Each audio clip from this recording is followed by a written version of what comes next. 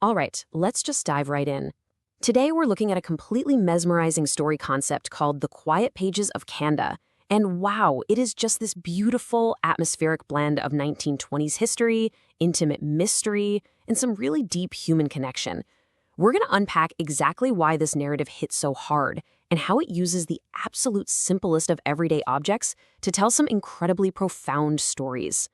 I want you to think about this for a second. Have you ever picked up a secondhand book and noticed, I don't know, a weirdly specific underlined sentence, a random phone number, or maybe a coffee stain on page 42?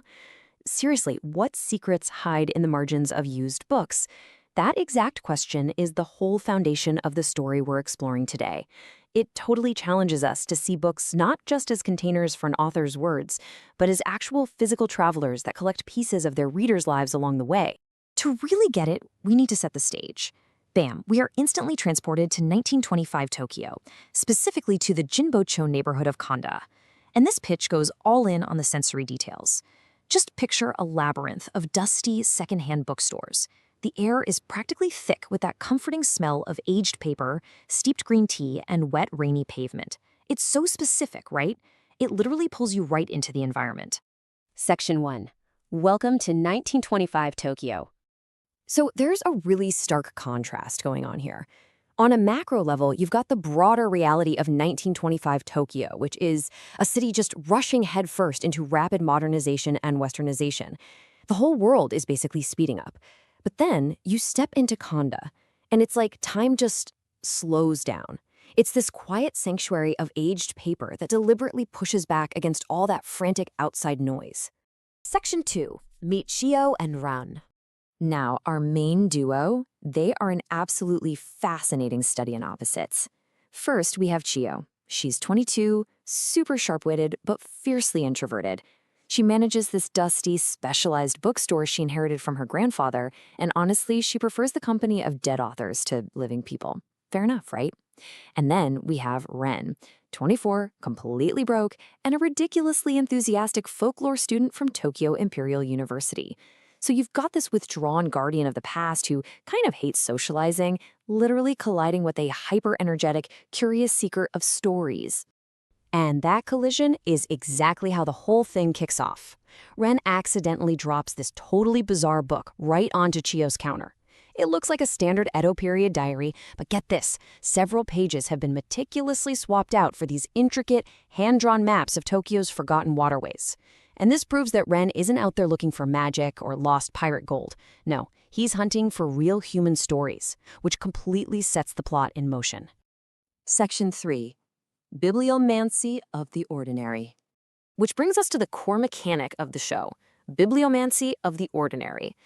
Basically, Ren convinces Chio that every weird little margin note, every pressed flower, or misplaced bookmark left in her shop's inventory is actually a piece of a human puzzle. They essentially become book detectives. But here is the crucial distinction. There are no world-ending stakes here. No supernatural stuff, no superpowers, just two people solving intimate, highly emotional, real-world historical mysteries for the eccentric locals who happen to wander in. So how does this actually play out episode to episode? Well, imagine finding a beat-up old cookbook, but tucked inside is an architectural blueprint of a house that burned down 30 years ago. By tracking where that book came from, our duo uncovers this bittersweet, entirely unspoken romance between a carpenter and a merchant's daughter. Or think about a classic novel that is absolutely covered in furious, anonymous annotations that eventually turn heartbreakingly sad. They trace it back to help an elderly man finally find closure over a friend he lost in the horrific 1923 Great Kanto earthquake. I mean, these are small, intimate stakes, but they pack such an immense emotional punch. Section 4. The Sights and the Sounds. Now, if we were to see this animated, the pitch is aiming for a grounded realism, kind of like what you'd see from Studio Ghibli or the lush textures of Kyoto animation. Picture a gorgeous palette of warm ambers, deep mahogany wood tones, the crisp sepia of aging pages, all lit by the soft, diffused glow of gas lamps on a moody, rainy Tokyo afternoon. It's just incredibly cozy and visually distinct. And the audio? It's designing to be just as rich as the visuals. The soundscape really grounds you with highly tactile noises, the heavy, satisfying thud of a hardback book snapping shut, the delicate clinking of a porcelain teacup, the steady, rhythmic patter of rain against the window. and tying it all together underneath, the gentle chords of a 1920s jazz piano, which was actually just starting to explode in popularity in Japan around that time. It's a fully immersive vibe. Section 5. The emotional core. There's this one profound quote from the source material that absolutely hits the nail on the head regarding the true heart of this pitch. It says, Chio uses books to hide from the world, while Ren uses them to understand it. Beyond all the fun historical puzzles, this is ultimately a story about human connection.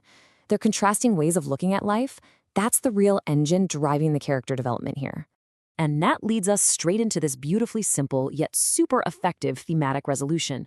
By stepping up as these everyday book detectives, by actively helping strangers find closure through the forgotten artifacts left in margins, these two vastly different people slowly teach each other how to stop hiding in the past and actually start living right now, in the present.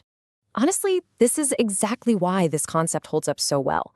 It gives you that comforting, episodic mystery structure that you'd find in acclaimed shows like Mushishi or Natsume's Book of Friends, but it pulls off that exact same cozy vibe by rooting itself entirely in real-world history, classic literature, and actual human psychology, instead of relying on ghosts or magic. It manages to find the extraordinary purely within the ordinary. So I want to leave you with a thought to wrap up our explainer today. Take a look at your own bookshelves. Think about the quick notes you've scribbled down, the pages you've dog-eared, or maybe those old receipts you've casually used as bookmarks. What might the margins of your own books say about you? It's just a wonderful reminder of the hidden lives and untold stories resting quietly all around us.